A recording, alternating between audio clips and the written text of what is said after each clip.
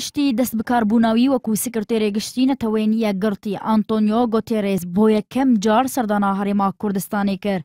پشتی جوینێ بە بەرپرسێن هەرێمێ گۆتێرێز سەردانا کامپا حەسەن شام کرد و سەری لە ئەوەرەیەن مووسڵێدا. پشتی بینینە کامپێژی و سەردانا چادران گوت کۆ پێویستیە ئەوەرەیان بە ئالیکاریên لەزگین هەیە حیا کو ژیانەوان di کامپان de باشتر bibe. Daxwazî ji hêzên Iraqê kir ku canê welatiyên sivîl yên Mosulê biparêzin.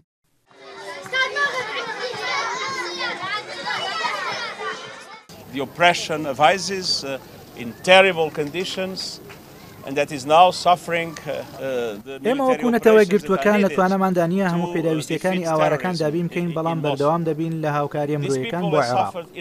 لە ڕووی سیاسیشەوە هەر کەسێکیان هەبێت هاوکاریان دەکەین دەبێت ڕێکخراوە نێودەوڵەتیەکان هاوکاری زیاتری ئاوارەکان بکەن لە ڕووی خزمەتگوزاری و پێداویستیەکانەوە.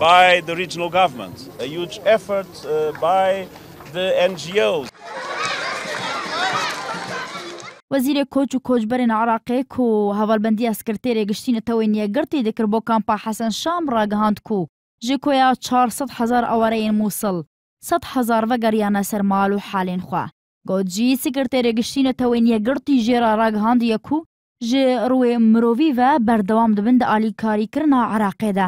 Serdaneke bi nisbetî em giring e leberewê netewê girtwekan شەریکێک هاوبەشێکی گرنگە بە نسبەت ئێمە بۆ مەسەلەی فریاکەوتن و داڵدانی ئاوارەکان ئەوەی کە گرنگە بە نسبەت ئێمە دوێنێ لە کۆبوونەوە لە بەغدا لەگەڵ سەرۆک وەزیران سکرتێری گشتی نەتەوەی گرتوەکانەوەی دووپات کردەوە کە ئەوان زیاتر و باشتر بەردەوام ئەبن لە مەسەلەی یارمەتیدانی مرۆیی عێراق و هەروەها لە ڕووی سیاسیشەوە کە هەر کەیسێک عێراق پێویستی بێ ئەوان یارمەتی دەرەبن.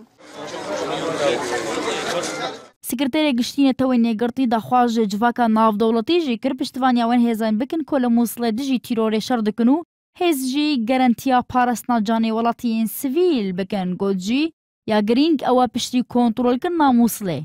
Proseya aştiya niştimanî berqerar bibe ku pêwistiya wê bi hemahengiya civaka navdewletî heye.